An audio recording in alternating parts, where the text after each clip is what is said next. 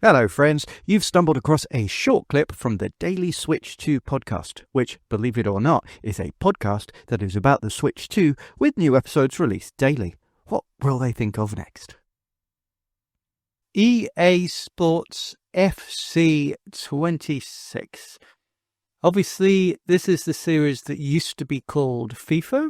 Of course, EA recently broke free from FIFA. Frankly, I'm glad they did. While many people call EA a corrupt, greedy, or even evil corporation, they are actually saints when compared to what goes on within FIFA, the corporation, and they no longer need the license, in my opinion. It's quite funny that despite how blasé FIFA were about not needing EA, I don't think any other company has dared step up to try and make another game with the FIFA brand attached. So by demanding more money for the license, FIFA actually lost everything, and now EA gets to have the full rights to their own brand, so good on them. Many people will still call it FIFA though, won't they? There may be another game in the future called FIFA, but we'll get to that later. I'm old enough to remember when the original FIFA came out on the Mega Drive or Genesis around 93, 94, and it really was a revelation at the time. I actually have fond memories of my grandparents. They knew that I was interested in video games, and they made a point of waiting until they next saw me and then asking me a question. They had seen a football game on their TV, but they were confused because it looked too real, and they weren't sure if it was live action footage or video game graphics. Could a video game ever possibly look that real? For any of you that remember what the 16-bit sprite graphics looked like, it's kind of adorable that they could think that they were too realistic to possibly be a video game. But I knew exactly what they meant at the time. Whereas football, and yes, I'm going to say football, not soccer, I'm British, sorry. Whereas football games had previously mostly been simple top-down or very rarely side-on affairs, the first FIFA had an isometric perspective, allowing you to fully see the players from all angles and fully see their movements and all the different moves. I remember people were really amazed that you could do a bicycle kick, for example. You could see the stadium and the crowds, and everything moved much more realistically. Again, realistically in inverted commas. It was all 2D pixel graphics, not even with any scaling in and out. Everything stayed the same, but you could at least move in 360 degrees, and you could see at what height the ball was much more. And I don't know, it's just the whole presentation was more like a TV show.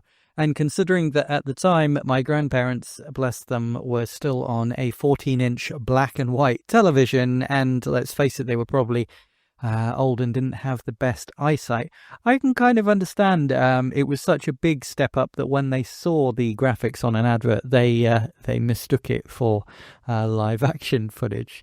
I often think back to that fondly whenever anybody mentions FIFA. Sadly, my grandparents are no longer with me, haven't been for a long time, and I love them dearly. I miss them a lot, obviously. I'm not a huge football guy, but I got completely swept up in the hype around that first FIFA game, and I even bought the PC CD-ROM version, which was basically the same as the Mega Drive one, but added commentary, which was mind-blowing to me at the time.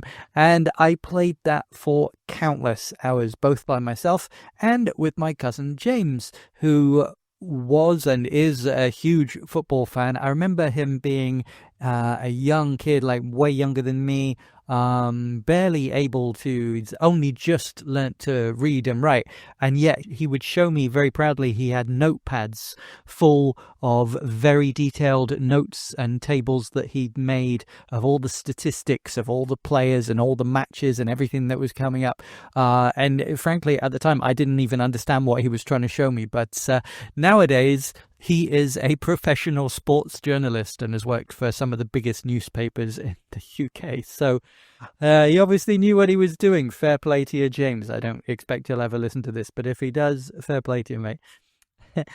A year or two later, after that first Mega Drive Genesis version, I got the 32X version of FIFA 96. I've mentioned the 32X before on this show, and I know people take the mick out of the 32X, but at the time, for a very brief period, if you owned a 32X, you really were the coolest kid in the playground, and people were genuinely jealous of it because it could do things that the standard 16-bit consoles just couldn't do.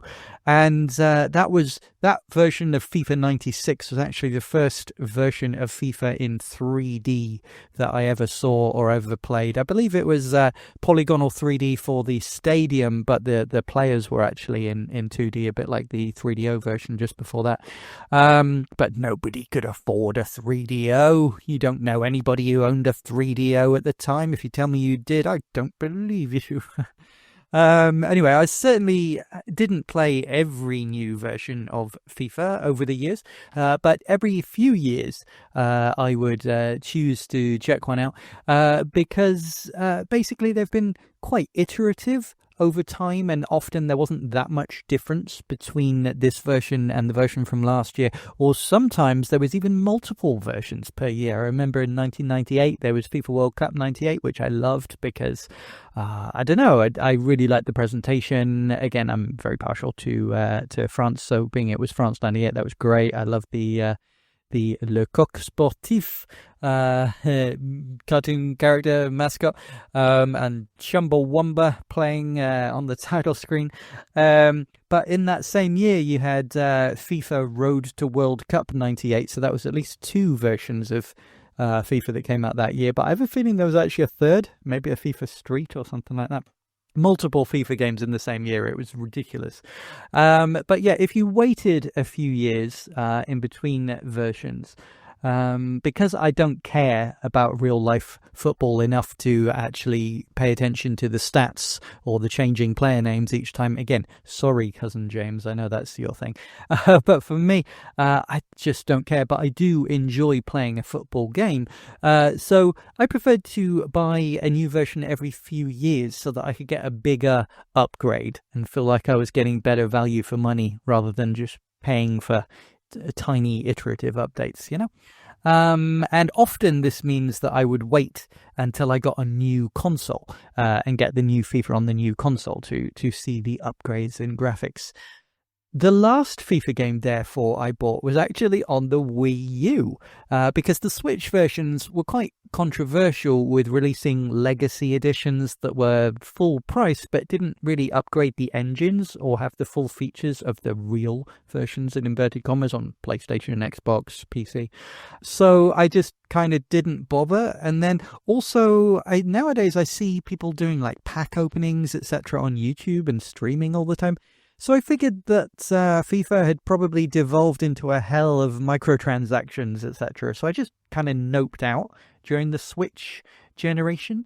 However, I do remember reading that the more recent Switch version had some positive press of actually being decent. And I've been thinking maybe with the Switch 2 now out, maybe I'd like to get back into it. So I'm vaguely interested. And from this trailer footage, it certainly actually looks very nice. A massive upgrade since the last version that I played on the Wii U. And holy shiz, Jesus, I've just realized it was FIFA 13.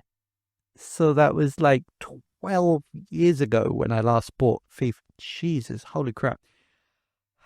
It's true what they say, you know, like the older you get, the quicker time goes, because it does not seem like 12 years. I would have guessed like 5. However, for those that watched my anti-review of WWE 2K25, you'll actually probably be able to guess what I'm about to say. It was a similar issue with me not having played a WWE game in a couple of generations, but feeling like getting back into it, and thinking the Switch 2 would be my way to get back into it. But then being horrified, literally horrified, at the insane price gouging.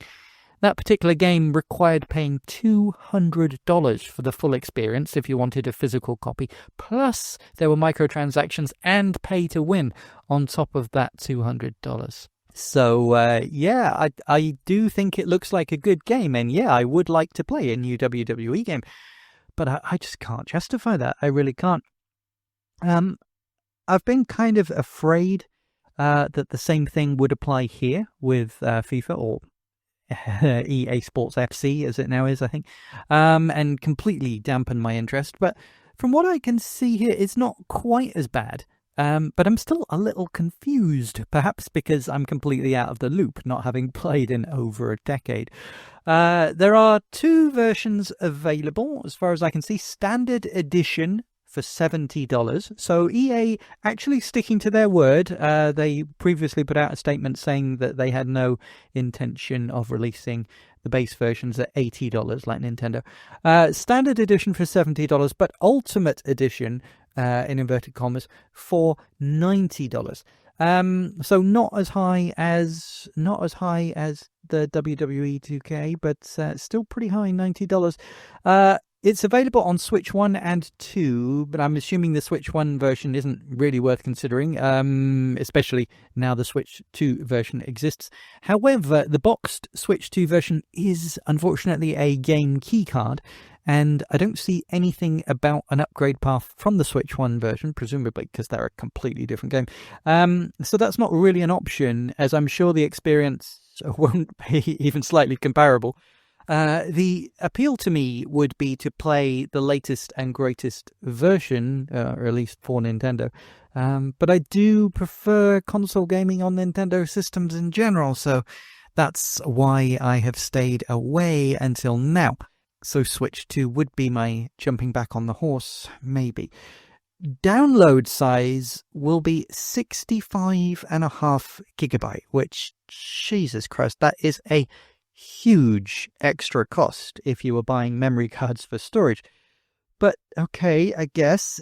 It's frustrating though that they went with game keycard though, because I'm sure they could have compressed it down just 1.5 gig to get on the 64 gigabyte card size, or just require a 1.5 gig download for certain features or whatever, and that would have been much more manageable. Frankly, I'd rather they charged $10 more and went up to that $80 that they sneered at Nintendo for, if it meant that they could put the base game on the cartridge and release it at $80, but with it on the card, rather than $70 and I have to somehow download 65.5 gigabyte on my internet connection. That is insane. It will take forever, and it will probably disconnect a million times.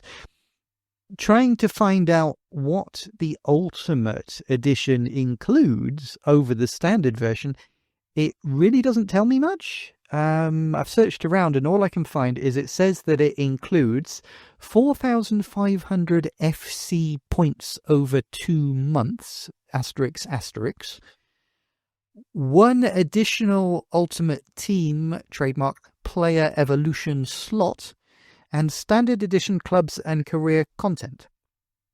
That last one especially confuses me. What the hell is Standard Edition clubs and career content? Do they mean the stuff that comes with the base version being Standard Edition? If so, I would damn well hope that it comes with the more expensive version as well. But they've put it as a separate bullet point, as if it's a real selling point. So maybe it's something different but with a weird name. I don't know. I assume that the FC points that they mention are the in-game currency that you use to buy the card packs, or something that you use to level up stats in the custom teams or ultimate team mode. I'm not sure. As I'm out of the loop, I don't really know how much money that would usually cost, or if you can get anything decent with it. Personally, I just want to play a game of football, either against my mates on the sofa or against a semi-decent CPU, and I don't really care about any of that extra stuff, so I don't think it matters to me. Similarly, I'm not sure the Ultimate Team Player Evolution slots would make any difference to me, even if I knew what they were, but your mileage may vary. Of course, maybe you know about all this stuff. Maybe everything I said just makes it definitely worth paying an extra dollars. Maybe my cousin James, if he was randomly listening, has now stopped listening because I'm clearly so ignorant, and obviously it's really, really important to anyone who's a real football fan. I've no idea. Sorry, James. But where it gets really complicated is the pre-order stuff. Now, I don't know what half this stuff means, so I'll quickly read it out in case it matters to anyone listening. If you pre-order the standard edition, you get Club Rewards, 1 Archetype Unlock consumable, 2 double AXP for the 10 matches consumable. No idea what that means. Career Rewards, 3 Icon Career Players, 5-star Coach available for hire in Manager Career, 5-star Youth Scout available for hire in Manager Career, Manager Live Challenge content. Again, not sure what most of that would refer to, but it sounds suspiciously like pay to win, and I'm not keen on that. Also, if you pre-order the Ultimate Edition, you get up to 7 days early access and Season 1 Premium Pass. Now, hang on a minute. Season 1 Premium Pass only if you pre-order the Ultimate Edition, but not if you just buy the Ultimate Edition? So you buy the Ultimate Edition for $20 more, but then you still have to pay to buy a Season Pass? Am I misunderstanding? Because if that is correct, that is actually insane. Maybe it's just named weirdly, because surely that can't be the case, can it? If you know about this stuff, please let me know in the comments, because it just seems so bizarre that I can't actually imagine them being that stingy, even though it's EA. And I'm not keen on people who pre-order getting to play the game before everyone else. I mentioned this in my Tony Hawk's 3 and 4 review. It seems unfair, and it encourages people to buy before professional reviews are out, and makes reviews seem out of date and irrelevant by the time they eventually do go live. It doesn't seem like something a publisher who is confident in their product would want to do now, does it? And up to 7 days early access doesn't mean anything, does it? Up to 5 days would count. 1 day would count. Hell, even 0 days or even 0 seconds would still contractually count as up to 7 days. It's very strange wording. But also, if you pre-order the Ultimate Edition by the 26th of August, you also get Ultimate Team, trademark, Icon, Player, Item, Untradable for EA Sports FC, trademark 26. Does that mean what I think it does? You'll just have a little badge next to your name when you're online to show that you pre-ordered before a certain date, like a good little mindless consumer. I think this is the first time I've seen a specific pre-order bonus for doing it extra quickly. So that's the new one. Does that kind of tactic actually work, by the way? If so, I have a lot to learn about marketing my own games. Here was me thinking the best tactic will be to make a quality product at a price that offers value for money and making the consumer feel like I actually respect them. But maybe I should patronize them, abuse their loyalty, and treat them like the dirty pay pigs that they are. Jeez. So, like I said, it all seems a bit confusing, a bit overpriced, and a bit scummy. But at the same time, nowhere near as bad as the WWE 2K situation, so maybe this is all just par for the course with modern sports games? Let me know in the comments if you think that I should actually try and get back on the horse, or if I'm better off out of it and it's devolved to the point that nowadays I would just not find it fun anymore and just be constantly bombarded with requests for payments or whatever. I truly am on the fence. I do genuinely miss playing football games. But then again, there are plenty of retro classics that I could revisit to probably scratch that itch much more efficiently without having to spend an inordinate amount of money. However, I am definitely kind of willing EA to have success with these games, though, just to rub it in FIFA's face.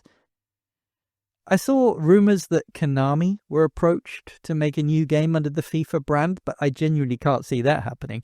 I love me some ISS and Pro Evo as much as the next man, but modern day Konami knows their limits and also probably understands that taking the name of the old rivals actually would kind of backfire spectacularly with most gamers. I also saw a report a few months ago that 2K Sports might be making a FIFA game in time for the World Cup. But there was an interview with the head of 2K Sports basically saying that the FIFA license isn't strong enough to support a game by itself, and it's very difficult to get all the club, league, and player licenses, etc. He didn't 100% rule it out, but he certainly didn't look like he was particularly keen for it to happen. Of course, that could have been a 4D chess move to neg FIFA into selling the licenses for cheaper. It remains to be seen. But even if they did go ahead, while 2K do make very high quality, if very overcharging-ish sports titles, they've all been iteratively building on the last one for literal decades. I actually bought the very first 2K Sports game back on the Dreamcast. Just like EA did with their own football game. Expecting a new game from the ground up in a few months to be able to compete with EA's literal 3-decade run would be insane. And FIFA thinking that their name and logo is enough to sell the game by itself is crazy in its hubris. Personally, I hope that no company gives them the time of day. Or anyone that does falls flat on its ass, and FIFA can go sit in a corner and think about what they did. In the gaming space, they've basically turned FIFA into the spelling of a 4-letter word. Well, that was funny / sad / informative / stupid, wasn't it? Feel free to mentally redact to make that make sense with the clip that you just heard. I don't know what it was. I'm just recording a bumper. But if you enjoyed the clip, please give it a like. If you'd like to hear more, click subscribe, and you can find all the ways to listen to and support the full daily podcast at linktree/dailyswitch2. That's linktr.ee/dailyswitch2. Let's go! Did I sound like I mean that? I do. I really do.